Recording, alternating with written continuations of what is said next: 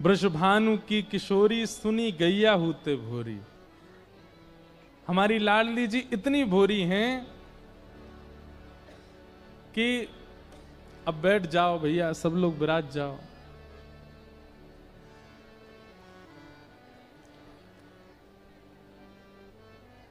एक बार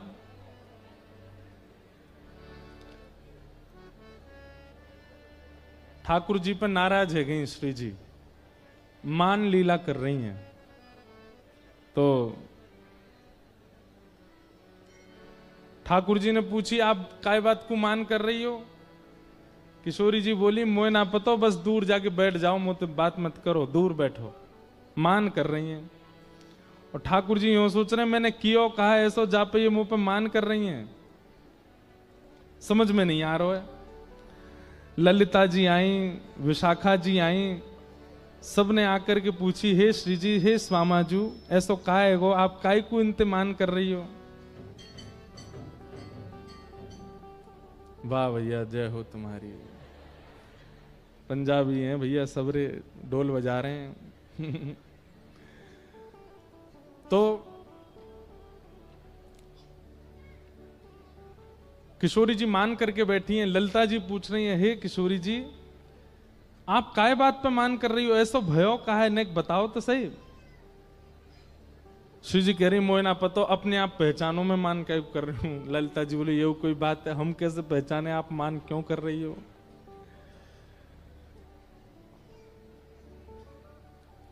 कछु बना के पवा दें, कछु नयो श्रृंगार धरा दें, कैसे करें? आप कैसे मानोगी, कैसे रीझोगी? पर श्री जी नहीं रीझ रही हैं। लाल जी बोले, मैंने एक प्रयास करूं। ललिता जी बोले, तुम तो दूर ही रहो, तुम्हारी वजह से मान कर रही है, पास मत आ जाइयो। इतना मान कर रही है श्यामाजू। सुबह से शाम है गई, तब ललिता जी ने पूछी है पास जाके कि हे श्यामाजू, आपके मान को कारण कहा है, कहा बात है? बेचारे लाल जी इतनो आपसे स्नेह करें, इतने आपके बेचारे चरणन में ही बैठे रहें, फिर भी आप इतनो मान करें उनके ऊपर, कहाँ कारण है?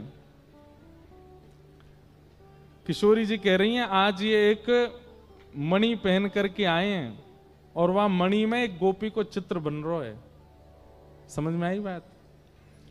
किशोरी जी कह रही हैं, आज एक मणि पहन करके आए और वह मणि में एक गोपी को चित्र बन रहा है। वह गोपी के चित्र को देख करके मोह मान हेरो है जन, कौन सी नई गोपी इनने अपने वश में कर ली है और वही की मणि पहन के घूम रहे हैं। ऐसो प्रेम तो हम तो ना कियो इनने, हमारे चित्र की मणि कभी ना पहनी, एक गोपी की मणि चित्र की पहन के आए हैं। ललिता जी गई ठाकुर जी के पास और ठाकुर जी के पास जाकर के बोली, इतको आओ, निक दिखाओ, ऐसी कैसी मणि पहनी है आपने जहां में कोई गोपी दिख रही है? ठाकुर जी पास गए तो आज ठाकुर जी नीली नीली मणि पहन करके आए। ललिता जी ने जैसे ही देखो तो ललिता जी को अपना ही प्रतिबिंब दिखाई दिया। ललिता जी सिर पे हाथ धर के बोले हमारी श्यामाजू कितनी भोरी है ठाकुर जी। बोले क्यों? मुझे कह रही हैं, बोले मैं लाला तो या हमारे नाराज हूं, ऐसी मणि पहन के आओ, वहां में कोई गोपी दिख रही है। अब ये कैसे समझाएं? खुद ही देख के अपने आप अपने चित्र ही देख के उदास रह रही हैं, अपनो ही रूप देख रही हैं। कितनी भोली है हमारी किशोरी जी। ठाकुर जी गए किशोरी जी के पास और मैं पद ढूंढ रहा हूं, वो पद इतना सुंदर है। किशोरी जी उसमें वर्णन करते हैं, अपने स्वरूप का वर्णन किशोरी जी कर रही हैं। मोते हु रूप गुण आगरी, कहां पाई बिन मोलिनी। किशोरी जी कह रही हैं, बड़े बड़े नैन, बड़े बड़े नैन काजर उजियारे, कहां पाई बिन मोलिनी। ये ऐसे बड़े बड़े नेत्र वाली काजर लगा करके मोतु रूप गुण आगरी, मोतु ज्यादा सुंदर, और ज्यो ज्यो या कुछ समीप लऊं ऐसी किलकिला के हंसे, कहां ते लेके आयो? तब अंत में सब सखी हंसन लगी। बोली हे श्यामाजू आप तो बहुत भोरी हो, आप इतनी देर से अपने ही रूप को वर्णन कर रही हो जी, आप खुद ही को देख रही हो, वो प्रतिबिंब है मणि में। किशोरी जी ने जैसे सुनी कि मैं अपनो ही रूप देख करके ठाकुर जी पे मान कर रही, तो शर्मा के श्री जी चली गई जमुना जी के तट पे। और लाल जी विचार करें हमारी श्यामा जी भोरी कितनी है। ऐसी किशोरी जी। बंधुओं, ये वृंदावन रस रीति जो है ना प्रेम की, यहां पर छल मत कीजिएगा, यहां पर कपट मत कीजिएगा, यहां पर चतुराई मत दिखाइएगा। हमारी किशोरी जी बहुत भोली है, इसीलिए हमारे वृंदावन के मंदिरों में किशोरी जी का प्रत्यक्ष दर्शन नहीं है, क्योंकि हम चतुर बहुत हैं, हम छल बहुत है हमारे भीतर, हम कपटी बहुत हैं। और किशोरी जी बहुत सीधी हैं, बहुत सरल हैं, इसलिए ठाकुर जी ने उनको गौड़ कर रखो। बोले मैं खड़ा हूंगा, इनते तो मैं ही जूझूंगो, चतुर शिरोमणि है सबरे। हे श्यामाजू आपके आगे आके तो ऐसे ऐसे नाटक करेंगे, आप तो दो आंसू देख लेंगे इनकी, इन पर सबका जो बरसाए देंगी, हमारे आप तो घूंघट में ही रहो, भीतर ही रहो, मैं मिलूं इनते। इसलिए हमारी किशोरी जी भीतर बैठी हैं, लेकिन फिर भी हमारी किशोरी जी कृपा करती, अनुग्रह करती।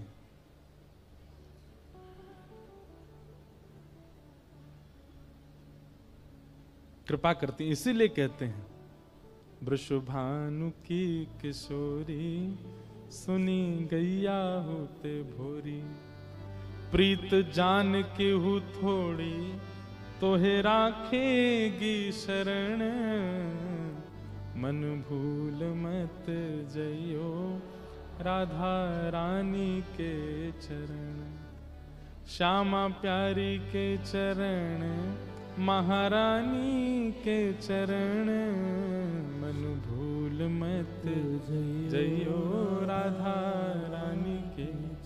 पर छल कपट बाजी छोड़ करके, चतुराई बन के नहीं। हमारी श्री जी बहुत भोरी हैं, उनके सामने सरल बन के जाओ। आज श्री जी का नाम पूरा वृंदावन गा रहा है, और वृंदावन की वजह से पूरा विश्व गा रहा है, पर कहीं कहीं मन में भय होता है।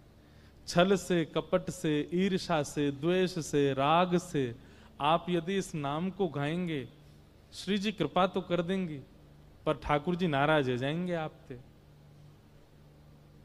पहले छल को विदा करो, पहले सरलता चित्त में लाओ। हमारे वृंदावन में एक सूरदास हुए, ये भी नेत्र नहीं थे, लेकिन ये भी सूरदास थे, इनको सूरदास सब कहते थे। ये वो वाले सूरदास नहीं है अष्टछाप के कवि, तो नेत्र नहीं थे, खूब यश गाया ठाकुर जी का, और ठाकुर जी प्रकट हो गए इनको दर्शन देने के लिए। ठाकुर जी जैसी प्रकट भये, मधुर सुगंधी आने लगी। सूरदास जी बोले अरे भैया कहां ते सुगंधी आ रही है? ठाकुर जी बोले सूरदास तुम्हारो भजन पूरा है गो, अब मैं आ गयो, साक्षात तुम्हारे सामने खड़ा हूं। सूरदास जी तो रोने लगे। ठाकुर जी बोले अरे मेरे प्रकट हैवे पे पूरा विश्व प्रसन्न हुआ, तुम रो रहे हो, क्या बात है? बोले मैंने यूं कही युगल अइयो, दोनों अइयो, आप अकेले काई को आए?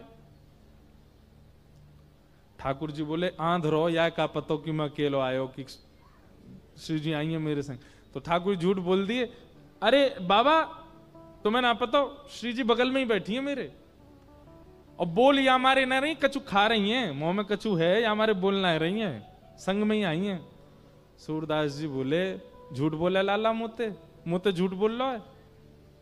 ठाकुर जी बोले अरे मैं सांची कह रहा हूं, सच में श्री जी बैठी हैं, कछु पा रही हैं, अब उनको विक्षेप ना देनो चारो, संग में आई हैं श्री जी मेरे। सूरदास जी बोले मुंह पे प्रमाण है कि श्री जी ना आई। ठाकुर जी बोले कहा प्रमाण है? बोले लाला अगर किशोरी जी आई होती ना तो आते ही सबसे पहले मुंह को नेत्र प्रदान कर देती। वो इतनी दयालु हैं, इतनी करुणामयी हैं, मोकू इतनी देर बिना नेत्रन के देख ही नहीं पाती। लाला तू अकेलो आयो, तभी तक अभी तक आंध रोई हूं मैं। ठाकुर जी बोले ऐसी कृपा है श्री जी की? बोले हाँ। बोले तो बाबा देखो मैं और तुम अकेले हैं, मैं अभी श्री जी बुलाऊं?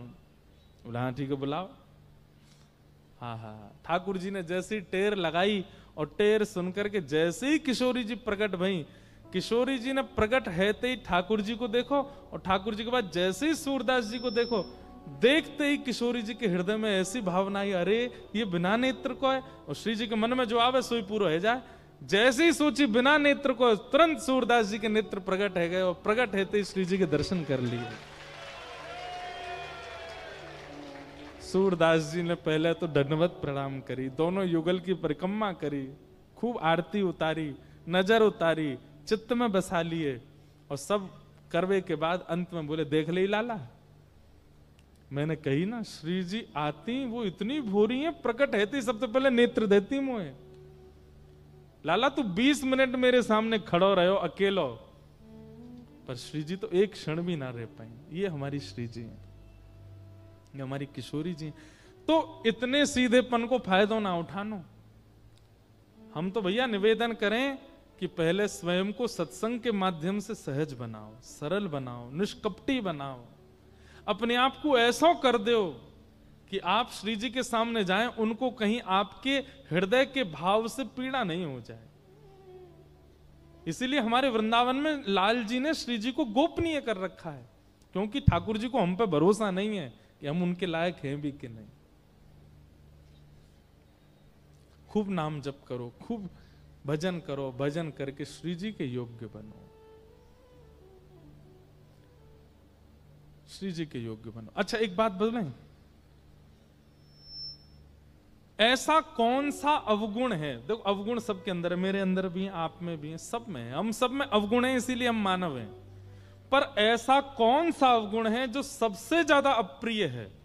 उसको तो कम से कम निकालें, बाकी के अवगुण धीरे धीरे भजन मार्ग से ठीक हो जाएंगे। सबसे अप्रिय अवगुण कौन सा है किशोरी जी को? ईर्ष्या। कौन सा? ईर्ष्या। ईर्ष्या कब होती है? जब किसी की श्रेष्ठता आप सुनते हैं, किसी की श्रेष्ठता आप देखते हैं, किसी की श्रेष्ठता आपको पता चलती है, तुरंत मन में क्या होता है? ईर्ष्या आ जाती है। और आप जब भी देखना, ईर्ष्या सबके चित्त में आई है, हमारे चित्त में भी आ जाती है, आपके भी आ जाती है। पर ईर्ष्या जब चित्त में आती है ना, आप देखना, आप हंसोगे, मुख से तो हंसोगे, पर मुख आपका बता रहा होगा सामने वालों को कि हंस नहीं रहा है। आप बोल तो रहे होगे अच्छा, पर उसका भाव पूरा पूरा गलत ही जा रहा होगा। सबसे बड़ा मुखौटा है हमारे मुखमंडल पर ईर्ष्या। क्यों? चित्त में कुछ है, मुख से कुछ निकलवाता, और श्री जी को ये बिल्कुल प्रिय नहीं है। तो क्रोध है, लोभ है, द्वेष, क्रोध है, लोभ है, अहंता है, ममता है, चिंता है, आदि आदि और भी दोष हैं, काम है, आदि आदि। इन सब दोषों को बाद में देखेंगे, बाद में छेड़ेंगे, पहले ईर्ष्या निकालो। ईर्ष्या निकालने के बाद आप कम से कम श्री जी के नाम गाने लायक बन जाओगे। सामने जाने लायक तो फिर भी नहीं हो, पर हां किशोरी जी का नाम गाने की, नाम गाओ और चित्त में श्री जी प्रकट हो, ये होता है नाम गान। नाम गान का मतलब ये नहीं श्री राधा श्री राधा श्री राधा कह रहे हैं, बस कहने मात्र से तो केवल जीवाणु पवित्र हो जाएंगे, पर श्री राधा कहा और तभी तप्त कांचन गौरांगी चित्त में प्रकट हो गई किशोरी जी, ये होता है नाम गान का मतलब। जैसे ही कहा मधुसूदन, तुरंत मधुसूदन चित्त में प्रकट हो गए। जैसे ही कहा मदन मोहन, तुरंत मदन मोहन रूप चित्त में प्रकट हो गया। गिरधर गोपाल, तुरंत भुजा ऊपर धारण किए श्री ठाकुर जी चित्त में प्रकट हो गए। ये होता है नाम गान का मतलब। तो नाम गान की स्थिति तब प्रारंभ हो जाएगी जब ईर्ष्या चली जाए। दर्शन की स्थिति के लिए तो बहुत यत्न करने पड़ेंगे, हमें सरल बनना है, सहज बनना है, तब जाकर के श्री जी की कृपा प्राप्त हो। ऐसी हमारी किशोरी जी। तो अनेक चरित्र हैं भागवत में। आज मेरा मन था कि मैं भागवत का एक विषय कहकर के कथा विराम दूं, जहां पर भक्तों के लक्षण बताए गए हैं। कल मुझसे कोई कह रहा था कि महाराज जी कम से कम गुण ही बता दो कौन कौन से होने चाहिए हमारे अंदर, जिससे ये सिद्ध हो कि हम भक्त हैं कि नहीं है, हमारे अंदर कहीं अभक्तता तो नहीं। क्योंकि तिलक, कंठी, नाम ये तो सबके पास है, परंतु भक्त का मूल स्वरूप क्या होता है, ध्यान से सुनो। श्रीमद् भागवत जी में कहते हैं उत्तम, मध्यम और साधारण 3 प्रकार के भक्त होते हैं। उत्तम भक्त का लक्षण यदि आप में है तो बहुत अच्छी बात है, लेकिन यदि मध्यम भक्त का लक्षण है तो प्रयास कीजिए उत्तम बनो, और सामान्य भक्त का लक्षण है तो प्रयास करो मध्यम बनो। सुनिएगा, तीनों लक्षण हम बताएंगे। उत्तम भागवत का लक्षण क्या है? सबसे पहला, श्रीमद् भागवत में नवयोगेश्वर संवाद है, बहुत सुंदर है, और उसमें ये बात कहते हैं सर्वभूतेषु यः पश्येत् भगवद् भावमात्मना भूतानि भगवत्यात्मन एष भागवतोत्तमः। सबसे पहला, थोड़ा कठिन है लेकिन सुनो, उत्तम भागवत कौन? अच्छा, उत्तम भागवत यदि मैं कहूं, उत्तम भागवत मतलब उत्तम भक्त। उत्तम भक्त यदि मैं कहूं तो उत्तम भक्त से आपको यह अर्थ लगाना है जो हरि को प्रिय हैं। समझ रहे हैं बात? एक होता है हरि जिनको प्रिय हैं, और एक होते हैं हरि को जो प्रिय हैं। तो मध्यम और साधारण भक्त जो हैं इनको हरि प्रिय हैं, पर उत्तम भागवत जो हैं ये हरि को प्रिय हैं। हमारा उद्देश्य क्या है? हमको हरि प्रिय लगे, ये तो सबको ही लगते हैं, पर हरि को हम भा जाएं, हरि को हम प्रिय लगे, उनको हम भा जाएं। तो उत्तम भागवत हरि को जो प्रिय हैं उनके लक्षण कैसे हैं? बोले सर्वभूतेषु यः पश्येत् भगवद् भावमात्मनः। जो जहां दृष्टि घुमाता है, हर स्थिति में, हर परिस्थिति में, हर व्यक्ति में भगवत गुण का दर्शन करता है। जैसे हम यहां सिड्डी से उतरे, और जैसे सिड्डी से उतरे तो पांव फिसल गया, रिपट गए, मुंह के बल गिरे। डॉक्टर के पास गए तो डॉक्टर ने कही कि भैया आपके ये चोट लगी है, अब 2 महीना बेड रेस्ट करना है। संसारी व्यक्ति क्या विचार करेगा? संसारी व्यक्ति विचार करेगा पता नहीं इस दिन किसका मुंह देखा था, पता नहीं मेरी शनि की 7.5 शुरू हो गई है। ज्योतिषाचार्य जी से पूछवा रहे हैं भैया कुछ दिन से हमको लग रहा था पैसा भी नहीं आ रहा है, जॉब भी बढ़िया नहीं चल रही, बिजनेस में भी ठप था, और नीचे गिर और गए, किसी की नजर लग गई है। ये संसारी व्यक्ति सोचेगा, पर भक्त क्या सोचेगा? बोले ओहो ठाकुर जी यूं सोच रहे, दारी के बहुत डोले इधर उधर, ने कहूं आराम ना करे, चल अब 2 महीना यही बहाने ते लेट हो रहे बेड पे, उठियो मत। जो तू तन को रोग लगावे, जो तू तन को रोग लगावे, ओढ़ रजाई सो जाऊं। जो तू तन को रोग लगावे, ओढ़ रजाई सो जाऊं। उत्तम भागवत का लक्षण क्या है? वो हर स्थिति में भगवत कृपा ही देखता है, उसके अंदर नकारात्मक भाव ही नहीं आता। आज पूरे दिन भोजन नहीं मिला, जबकि पंजाब में ऐसा हो नहीं सकता, पर मान लो आज पूरे दिन भोजन नहीं मिला, आपने क्या सोचा? आज पता नहीं कैसा दिन है, आज अन्न नहीं गया, एक अन्न का दाना, आज तो एकादशी भी नहीं है फिर भी अन्न का एक दाना नहीं गया, पता नहीं क्या हमारे किसका मुंह देखा, क्या हो गया, क्या आप सगुन, आदि आदि जो भी बात। और वैष्णव क्या सोचता है? वैष्णव सोचेगा जय जय ठाकुर जी की आपकी बलिहारी जय जय। एकादशी के दिन जब व्यक्ति अन्न व्रत करता है तो ऐसा सुनने में आता है कि जो अन्न व्रत करता है ठाकुर जी उसको देखते हैं। आज पूरे दिन मेरा अन्न व्रत करवा के मानू, मैं तो यही मानूंगा ठाकुर जी मुझे देख रहे हैं, ठाकुर जी की दृष्टि मुंह पे पड़ रही है। उसके प्रति कोई नकारात्मक भावना नहीं, हर स्थिति में। किसी से ब्याह होना था, ब्याह टूट गया। बहुत धनवान थे, बहुत संपत्तिवान थे। अब संसारी व्यक्ति क्या सोचेगा, पता नहीं कहाँ कर्म फूटे, बढ़िया ब्याह हो रहा था, अच्छे घर में जा रहे थे, खूब धनवान थे, और बढ़िया वहां तो सुख राज करते, ब्याह टूट गया। लेकिन वैष्णव क्या सोचेगा, ठाकुर जी आपने मेरे लिए निश्चित ही कोई उचित विचार करके रखा होगा, इसीलिए आपने ऐसा किया। मैं प्रतीक्षा करूंगा, आप जब मुझे कोई उचित अपने योग्य बताएंगे तो उससे ब्याह करूंगा। ये उत्तम भागवत का लक्षण है। वो किसी भी परिस्थिति में नकारात्मक नहीं सोचता। सर्वभूतेषु, अच्छा दूसरा लक्षण क्या है उत्तम भागवत का, मुझसे आपकी किसी ने 100 बुराइयां की, वो व्यक्ति ऐसा है, वो तो ऐसा है, वो तो ऐसा है, वो तो ऐसा है, 100 बातें आपके बारे में गलत कही मेरे से, लेकिन आप जब मेरे सामने आए तो मुझको आप में गुण ही दिखाई दिया। ये उत्तम भागवत का लक्षण है। हम लोग उल्टे हैं, कोई हमसे किसी की 100 बुराई करता है तो हम 101 भी और देख के आते हैं उसमें। तेने वो तो देखा ही नहीं तो मैं देख के आया उसमें, वो ऐसा भी है।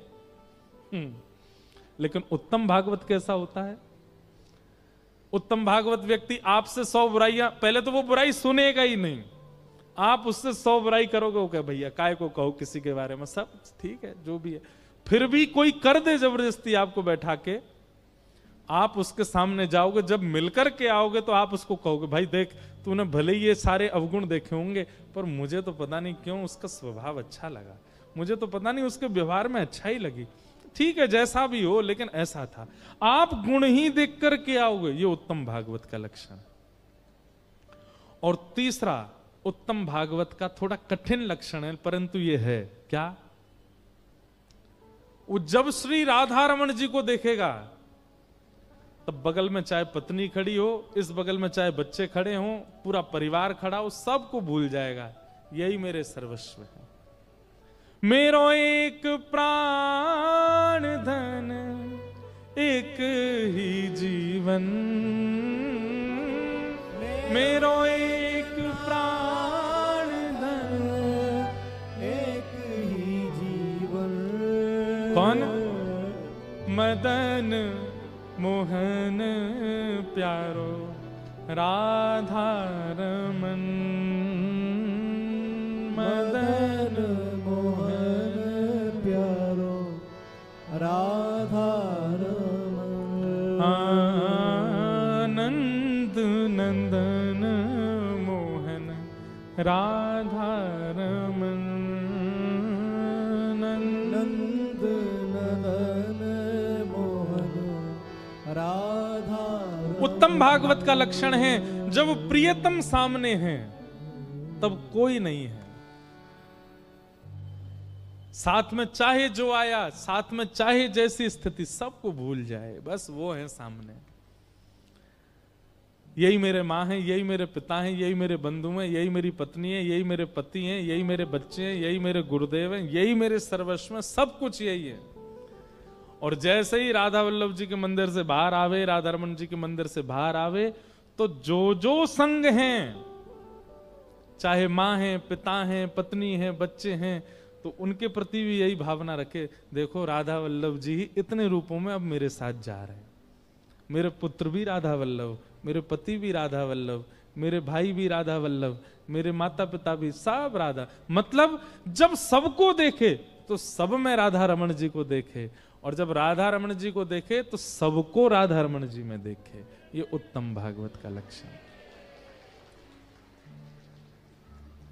आपने जय जयकार तो कर दी, परंतु ये लक्षण है कितनों में, किसी में भी नहीं है। कौन कह रहा है, आप में?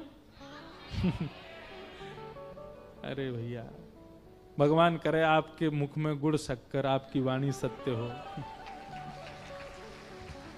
मीठो खा लियो मेरी तरफ से जाके, है ना।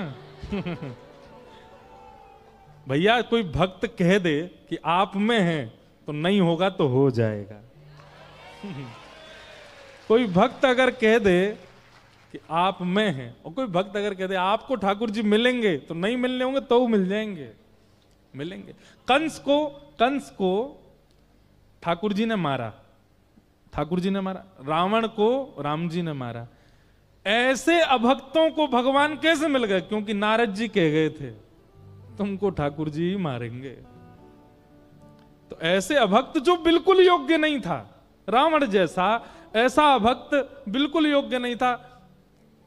कंस जैसा, रावण को कौन बोल गया? हनुमान जी बोल के आए। हनुमान जी कौन है? भक्ताग्रगण्यम, भक्तों के अग्रगण्य। वो जाकर के रावण को जाके क्या है, वो तो ये तो राम जी देखेंगे। तो राम जी को आना पड़ा। परम कुभाव हैं भले ही रावण में, लेकिन राम जी आए, आकर के मिले, उसको देख करके गए, मार के गए अपने हाथ से, छुआ है रावण को अपने हाथ से। कंस जैसा अभक्त, उसको नारद जी, मतलब एक भक्त यदि चाह ले कि इस पर ठाकुर जी की कृपा हो तो उस पर होगी। अब भले ही हम में भी ये गुण नहीं है, लेकिन उनने कह दी अब आ जाएगा, अब हो जाएगा। ऐसे ही हम भी कहे जा रहे हैं भैया ये गुण आप में हूं, आ जाए, आप सब में भी ये गुण हो जाए। कछु नहीं तो 4 घंटा कथा करें, इतनी देर तो भक्त ही हैं हम भी, उतनी देर में ही कह जा रहे हैं आप में भी ये गुण आ जाए। कैसे? जब आप श्री अपने प्रियतम को देखो तो सब आपको उन्हीं में दिख जाएं, और जब आप सबको देखो तो सब में प्रियतम दिखे। जित देखूं उतित श्याममयी है, जिसको देखो उसमें श्याम सुंदर। सर्वभूतेषु यह पश्येद भगवत भावमात्मनः, भूतानि भगवत्यात्मन एष भागवतोत्तम। ऐसे लक्षण वाला उसको हरि प्रिय नहीं होते, वो हरि को प्रिय होता है, वो हरि को प्रिय है। और हमारा उद्देश्य यही है कि हम हरि को प्रिय।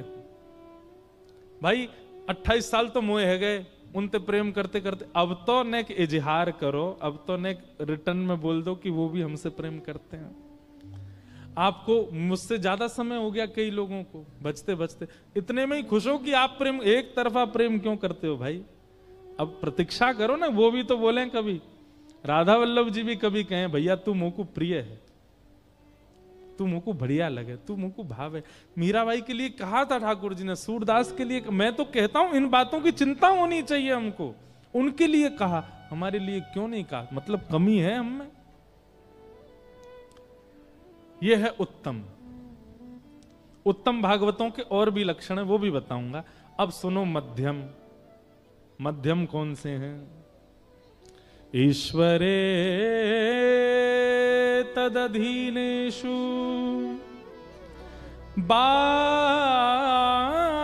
बालशेषु द्विषस्तु च प्रेम मैत्री कृपापेक्षा या करोति समध्यम। मध्यम भागवत का लक्षण क्या है? ईश्वरे तद अधीनेषु, प्रेम करता है ठाकुर जी में। बहुत ध्यान से सुनो। प्रेम करता है ठाकुर जी से, और तद अधीनेषु, जो ठाकुर जी को भजने वाले हैं उनसे प्रेम नहीं करता, उनसे मैत्री करता है। मतलब इसके संबंध में थोड़ा भेद आता था। ठाकुर जी से प्रेम, ठाकुर जी को भजने वालों से मैत्री, और ठाकुर जी की उपेक्षा करने वाले, जो ठाकुर जी को भजते नहीं, ठाकुर जी को मानते नहीं, ठाकुर जी के सामने आते नहीं, उनसे क्या करता है? दूरी बना लेता है, उपेक्षा कर देता है।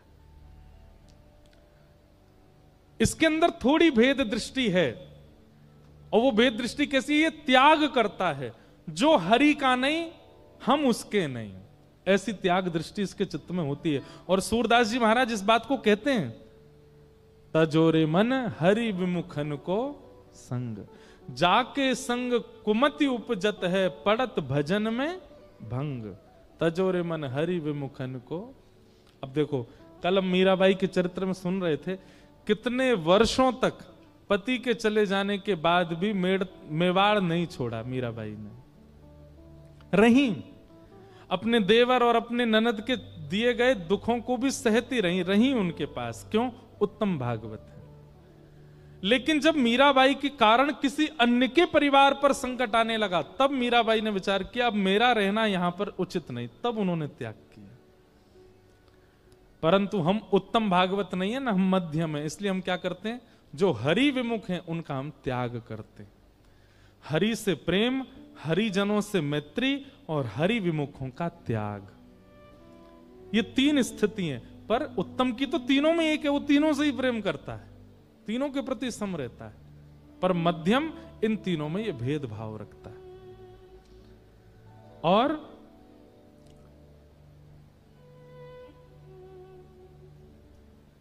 जो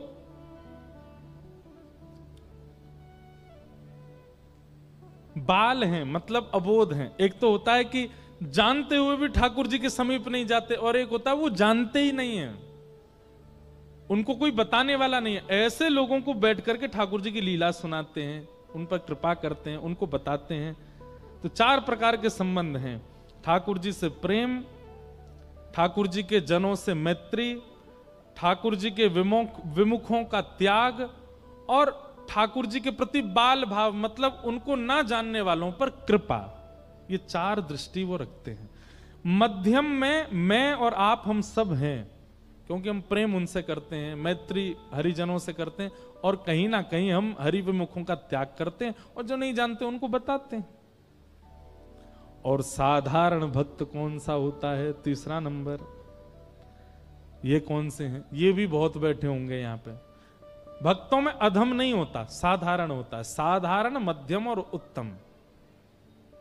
साधारण भक्त कौन सा है कि अर्चायामेव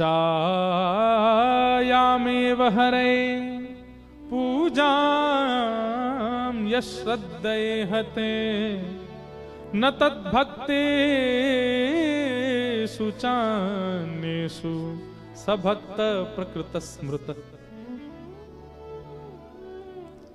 ये भक्त कौन से हैं? बोले केवल ठाकुर जी की मूर्ति में विश्वास रखते हैं, मुझे शंकर जी पे दूध चढ़ाना है, भक्त जाएं कहीं भी, या मैं कोहनी मार या को सिर नीचे कर, मेरो दूध पहले चढ़ना चाहिए। केवल और केवल मूर्ति पूजा में निष्ठा है। कथा भागवतों को ये हमको क्या ज्ञान देंगे हैं? खुद को मिल गए भगवान, हमको मिलवाएंगे ये? हम तो इसी में राजी हैं, लो भाई फूल चढ़ाएंगे, पुष्प चढ़ाएंगे। ठाकुर जी में भक्ति करते हैं, पर ना तो धाम के प्रति निष्ठा रहती, ना कथा के प्रति निष्ठा रहती, ना भक्तों के प्रति प्रेम रहता। केवल और केवल ठाकुर जी के अर्चा विग्रह को ही सब कुछ मानते हैं और कुछ नहीं।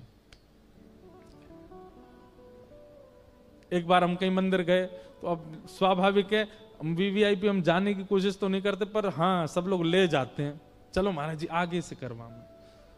हम एक बात कहते हैं, स्वयं पैसा देख के प्रयास करना नहीं चाहिए वीवीआईपी का, लेकिन कोई खुद करवावे तो छोड़ना नहीं चाहिए। कोई अगर खुद ही व्यवस्था कर रहा है, मंदिर परिकर के ही लोग आ जाए, आओ महाराज जी आगे से दर्शन करो, तो पीछे काय को रहो, ठाकुर जी खुद बुला रहे हैं, अपने चेलान ने भेज रहे हैं, चल आगे आ। लेकिन पैसा खर्च कर रहे हैं और पहले से नोटिस भिजवा रहे हैं, हम आ रहे हैं, हमारी वीवीआईपी। ये गलत है। ठाकुर जी ने नहीं बोला, तुम खुद जा रहे हो। लेकिन मंदिर परिकर, अब हम तो कहीं ज्यादा, पुजारी जी खुद ही बोला महाराज जी आप आगे आओ। तो एक बार कहीं मंदिर में हम जा रहे, तो हमारे आगे एक भक्त थे, उनको किसी ने कहा भैया ना एक साइड है, जाओ महाराज जी दर्शन। बोले कौन है? अरे महाराज जी वृंदावन। कौन से महाराज जी हैं? अरे कोई बात नहीं भैया। मैंने की कोई बात नहीं भैया, तुम करो। नहीं ये भी तो भक्त ही है ना, हम यहाँ इतनी देर से लाइन में, इनको पहले दर्शन करा दें। मैंने अरे भैया लड़काई करो। नहीं आप जैसे लोगों ने सब, अरे वाने वो 100 सुना दें। मैंने भैया तू कर ले दर्शन। और फिर ठाकुर जी के सामने खड़ा हो गया, और खड़ा होकर के खड़े ही रहा। अब उसको सब कहें आगे, बोले नहीं मेरी स्तुति चल रही है, अभी पहले पूरी करूंगा मैं। अब मैंने की कोई बात नहीं, मैंने भागवत जी में ऐसों का भी वर्णन है। उसके लिए ये बात नहीं कि वो क्यों नहीं बढ़ा, पर भाई थोड़ा मंदिर में हो तो प्रेम से तो बोलो। लेकिन उनकी श्रद्धा केवल अर्चा विग्रह में, उसके अलावा सब उनके लिए खाक बराबर, किसी से कोई मतलब नहीं। ऐसे कौन हैं? इनको कहते हैं साधारण, और ठाकुर जी को प्रिय नहीं होते।